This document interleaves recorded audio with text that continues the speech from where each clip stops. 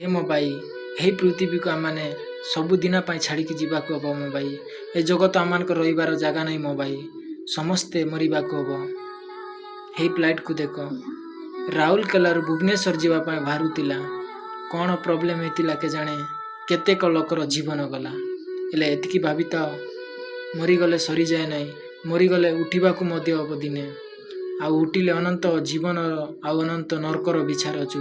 ଯେଉଁମାନେ ସ୍ୱର୍ଗରେ ଯାଆନ୍ତି ସେମାନେ ଧନ୍ୟ, ଆଉ ଯେଉଁମାନେ ନରକରେ ପଡ଼ନ୍ତି ସେମାନେ ଅନନ୍ତ କାଳ ପାଇଁ ଦୁଃଖ ଭୋଗ କରିବେ। ଲେଖା ଅଛି, ଯାହା ସତ୍ୟ ତାହା ତୁମମାନଙ୍କୁ ପ୍ରକାଶ କରୁଛୁ। ଯୀଶୁ କହିଲା ଜହନ 14:6, ମୁଁ ପଥ ସତ୍ୟ ଜୀବନ, ମୋ ଦେଇ ନ ଗଲେ କେହି ସ୍ୱର୍ଗ ରାଜ୍ୟକୁ ପ୍ରବେଶ କରିବ ନାହିଁ। ଯିଏ ଯୀଶୁଙ୍କ ପଥରେ ଚାଲିଛି ନା ଭାଇ, ସେ ଧନ୍ୟ। ତମେ ଭୁଲ ବୁଝିଲେ ବୁଝ, ନହେଲେ ନାହିଁ, ତାହା ସତ୍ୟ ଅଟେ।